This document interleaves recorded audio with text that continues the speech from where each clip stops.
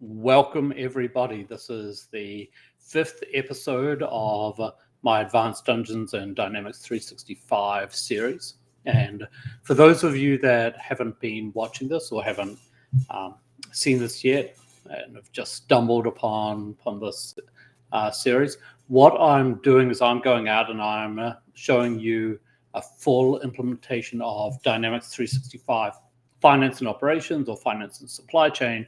And we've got a little bit of a fun twist on it. We're going out and setting it up as if we were in Dungeons and Dragons. So where everything that we're doing, all of the setup that we're doing is in the realm of Faerûnian. We have a company that we're implementing, which is the Waterdeep Trading Company, a purveyor of the finest adventuring goods in all of the Sword Coast. And we're going to work through all of the configurations step by step to give you an idea of how Dynamics works and also how you could take advantage of this and do this yourself. So everything that we're going to show you is available in the lab environments that we've got configured. You can do this yourself, so you can go out and you can download the virtual machines and you can create your own training environment if you want, and follow along. And also all of the training guides that we're going to be showing are the new and improved and sort of reworked training guides for the things that I've been creating over the past, 10 or more years. So this for me is a little bit of a passion project, but enough of that. Let's move on and start looking at all of this. So what we're going to do today is we are going to continue with the configuration. Now, what we did in the first 4 episodes was setting up all the base information in the system. So we were configuring the organization and the legal entity and a couple of other things along the way, a worker that we can use. But now that we've finished all that, we're actually going to move on and we're going to start creating some financial information. So as we move through this, I'm not sure how many episodes we're going to have. I know it's going to be more than a dozen or so, but we're going to move through all the financials, and we're going to then move through into supply chain and set up the supply chain modules as well. But all of that is predicated on having a good financial backbone that you can run. So today is the first day that we're starting through this. We're going to spend around about 20 minutes setting these up. I don't want to have a lot of time. I don't want these to be too long, to get too boring or too arduous as you sort of work through. So what we're going to do is we're going to work through this documentation that we've got. And the first thing that we're going to do is we're going to start setting up some currency codes. Now, this environment that I have, if I switch back to it, if we look at the currency codes, then there aren't any. So this is a blank system. And the reason why I did this is the best way to learn the system and how everything works is to start with nothing. So you're not going to fall back on predefined data that's set up in the system. So we've got no currencies here. So what we're going to do is we're going to set up some currencies, and we're not going to set up US dollars. We're not going to set up Canadian dollars. We're not going to set up New Zealand dollars. We're going to set up the coinage systems that we use in Advanced Dungeons and Dragons, or Dungeons and Dragons, or D&D, however you want. But I'm doing this for a good. The reason why I'm doing this is for a good reason, because we don't want to have a connection with the real world where there's turf wars. So if someone's in Canada and it's in US dollars, then they get upset because we don't have Canadian dollars. Or if someone's in Peru and I had the currency for that, then it doesn't matter. We're going to set up gold pieces, silver pieces, copper pieces, electrum pieces, and also we're going to set up a standard dollar that we're going to use within the currencies.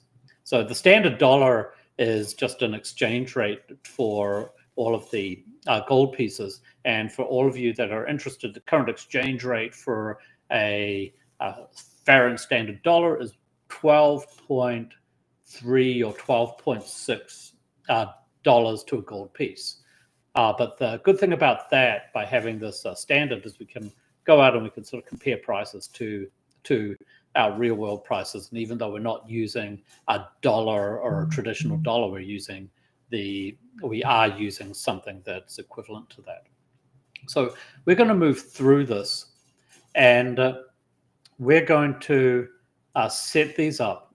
And as I said, we're going to set up a Faerûnian standard dollar. But also what we're going to do is we're going to, in this case, we're going to go through all the rest of the setup, and we're going to set up gold pieces, silver pieces, platinum pieces, and electrum pieces. We aren't going to set up the exchange rates right now. We're just going to set up the currencies so that we can use them. So let's do that and look at how we can do that in the system. So let's move into the system.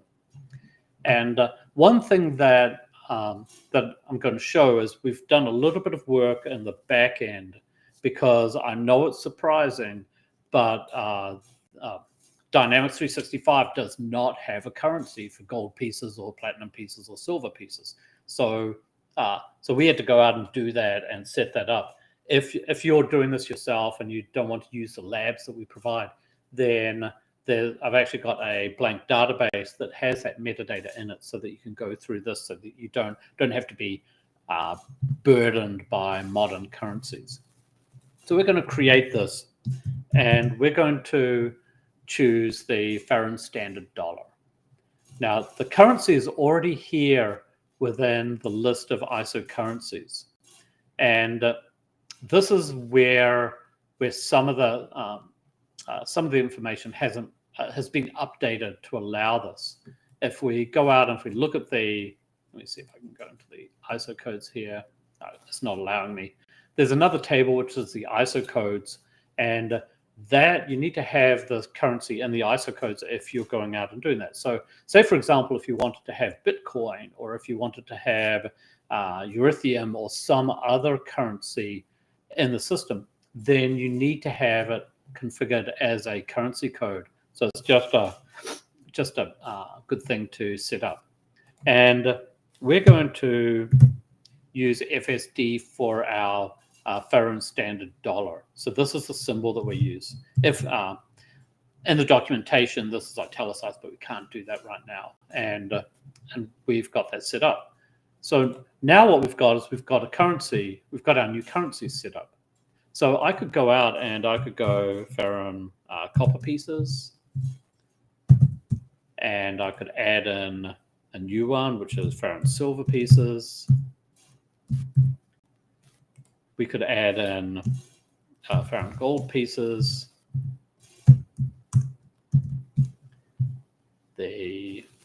Another one, which is Faerûnian electrum pieces.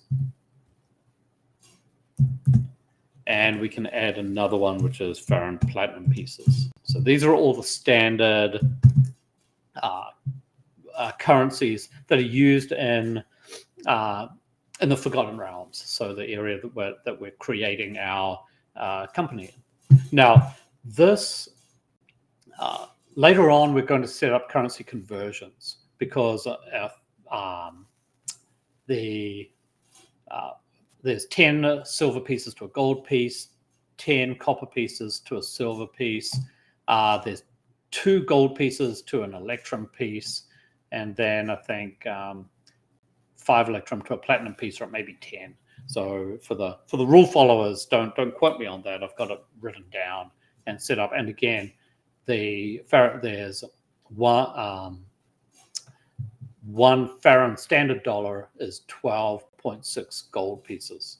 So when we go out and when we start setting up our products, and we start selling our backpacks and our hardtack and all of the other things, then these are going to be set up in the system for us. So we've gone out and we've set that up. And if we go back and look at our documentation, then what we're also going to do is we're going to, now that we've got a Faerûn silver piece, we're going to do one last bit of configuration. We're going to define what the standard currency is for our environment, and also set up the system language and some other things along the way. So this is really a setup which should have been in the prior section, but we don't have currencies, so we can't get to this at that point. So this is, we can get to this by going into the system parameters. Now, this is going to start getting repetitive, but I can get to the system parameters by doing a search. And I can also get to the system parameters by going down to system administration and setup and system parameters, which is down here.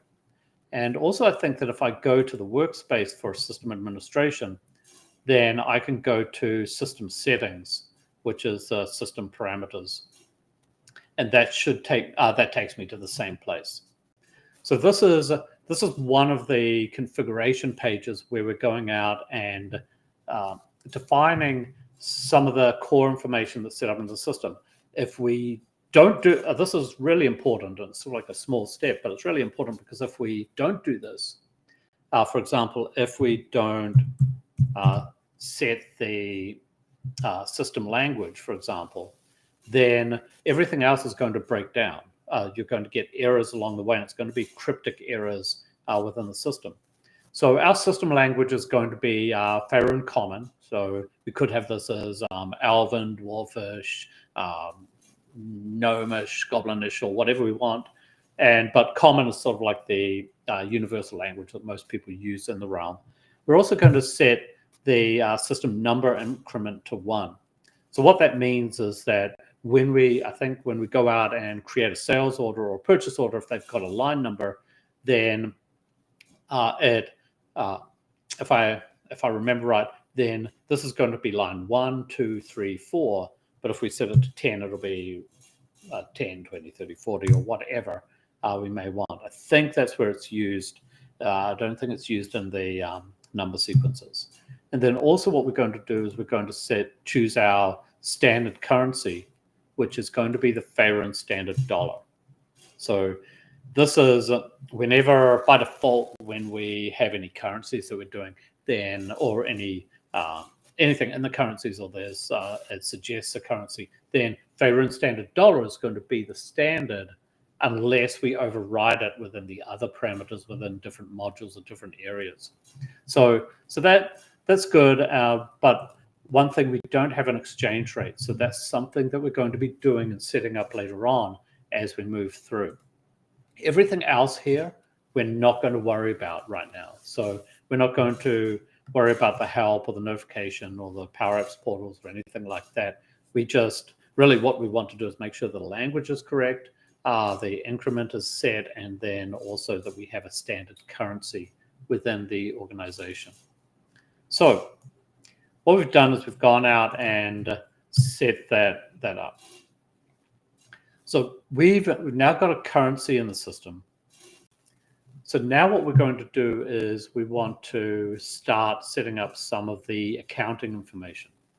And I'll talk about this and I'll move through some of this area, and then we'll talk about, we'll start setting this information up, because there's two components which are interrelated. There's the main account categories and then the main accounts. The main accounts are going to be the GL ledger accounts that we're going to use in the standard chart of accounts that we're using. And the main account categories are going to be associated with those, and we're going to set those up. Now, as we go out and look through this, then I've got, in the documentation, we've got some key accounts or categories that we want. So cash, payables, receivables, sales, cost of goods sold, depreciation, interest, and also other expenses. So we're going to set these ones up. But If we look at the entire system, then there's more that we may want to set up. So we've got a lot more categories that we have here broken out and linked to different accounts. So in addition to accounts payable or the assets that we have, depreciation, then we've got asset accounts. So we've got intangible assets and other assets.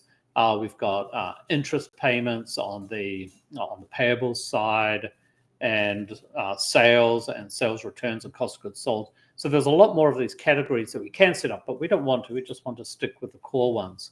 And then also, as we move through and do more Faerûnian sort of things, then also we can have other categories for our accounts, like magic tax, a portal toll for portals. We could have tithes, or a category for donations and contributions to the clerics and to other areas. And also we've got religious dues we have down here and different areas. I'm not making a statement about these, but this is just how the Advanced Dungeons and Dragons works. Now, if, for example, we wanted to switch this and change this around and maybe have a different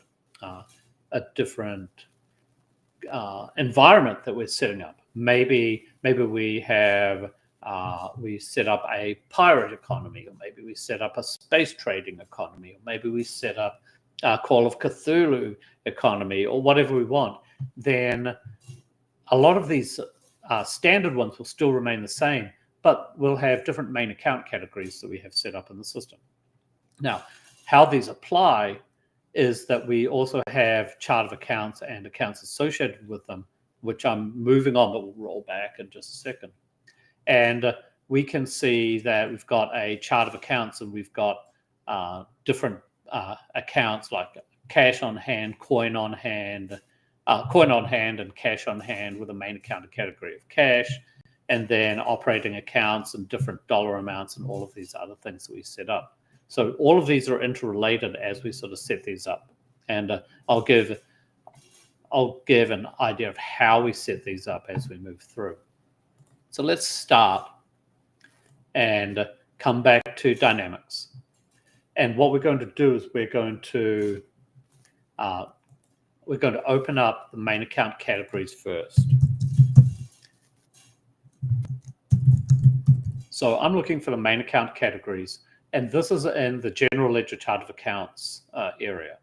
So since we know what we're looking for, then we can find it directly here within the view. But if we're more of a menu following person, then we could go down to the general ledger, and then general ledger setup. Chart of accounts, and main account categories. So there's different ways that we can go out and we can access these. So I'm going to open that up and go into the main account categories. Now, a lot of these have already been set up and default in. So you can see that we've got the cash and the inventory and so forth. And what we can do is we can go out and set up any of these that we may want. For example, let me just go down to here. Just looking in the background. Maybe we want to have a consolidation account or main account. So I could go out and I could create a new account. I'm going to make this 99. Let's make this 56. Console.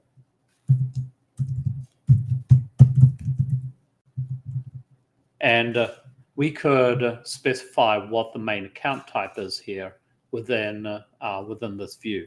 Something that we may want to do later on as we tidy things up is that we may want to go out and change the things, for example, like cash to asset. And let me just double check. I'm just referencing back. Yeah. So if we want to have specify whether this is P&L or revenue or expense or an asset, then we can go out and change these, and the cash equivalence is going to be an asset. The short-term interest is going to be an asset. All of our receivables are going to be an asset, and so forth. And I can go out and maintain these and change these. Now, also we can go and mark these as closed or not being used if we want to, and we can go out and we can link these out to our main accounts if we already have any, but we don't. So we can't sort of move forward in this step until we've done that. So this is some of the setup. If I let's go down and add another one, and let's add a new one here, and we can make this magic tax, and we'll give this a name here, and this is going to be an expense that an expense type main account category, and then just save this. So all of this is really easy to set up, but what you want to do is you want to go back and you want to reference sort of your standard main account categories that you may want to set up, or the ones that we've got over here in the documentation, sort of as reference, and some that we can go back and set up as we need them within the system. So now that we've got our main account set up, we're going to set up a chart of accounts. Now, the chart of accounts is going to be the reference that we link back to our legal entity to say, these are the main accounts that we're using within our chart of accounts. So this isn't a chart of accounts for the Waterdeep Trading Company just yet, but we're going to link it to it. And what we can do with chart of accounts is we can have multiple charts of accounts. So if we have multiple business entities that maybe have different varying chart of accounts. So say, for example, we may have the Waterdeep Trading Company with a production division, a brewing division, or we may do an acquisition of a grower or something like that. Then maybe there are other accounts that we may want to have within those different chart of accounts, so we can have multiple charts of accounts. But we need to have one standard one, or one chart of accounts that we use, at least one, for the reference. So if I go back to the system, and if I look for the chart of accounts, then we can find that we saw that actually in the other menu, that the chart of accounts shows up. It's within the GL and the chart of accounts. And if I go over here, I can actually find the chart of accounts here as well. So this is, if I open up my chart of accounts, then we'll see that we don't have any chart of accounts set up yet. So I'm just going to create one. And this is going to be a standard chart of accounts. And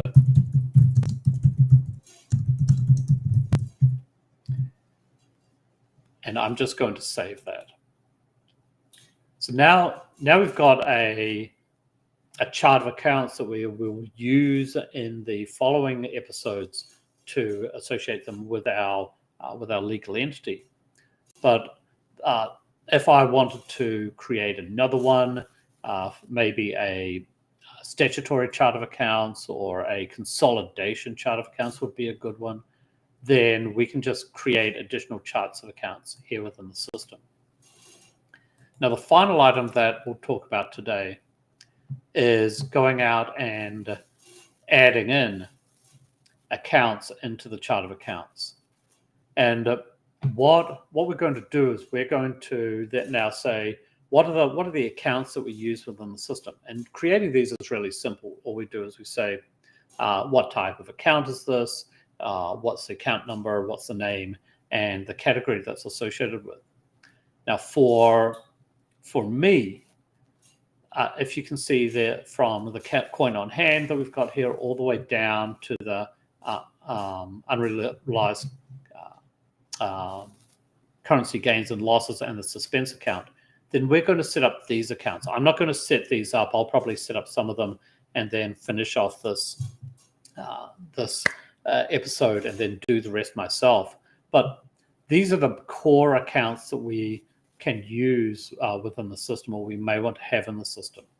Now, in addition, we may have some additional chart of accounts which are domain specific or legal entity specific or country specific. So here we've got some additional chart of accounts, main accounts we have that are Faerûn based. So we've got potion inventory, we've got scroll inventory, as opposed to just the raw materials inventory and the finished goods inventory. And we've got balance sheets accounts for tax payable and revenue earnings and some other things. So what we're going to do is we're going to go out and create one main account and then talk about that and then finish off for the day so that this isn't too long of a session. But I'm going to say I want to create a new main account. And this main account is going to be 1,000. This is going to be coin on hand. And this is going to be in Faerûn gold pieces. This is going to be a balance sheet account because this is an asset. And this is going to be, it's going to be actually a cash account. I'm trying to see if I've actually got that in here. So what we're going to do is choose the main account category. So I may have to go in and add some more main account categories that we've got here that are missing so that we can set this up. But this is all. We actually don't need the main account right now, but we can talk about that. And I could go out and create my new account, and we've got that in the system. I can continue and I can create another one. And this is cash on hand. And this is going to be in Faerûn standard dollars. Now, I can change the currency here as well. I could say this is in Faerûn standard dollars as well and save that. So let me actually coin on hand.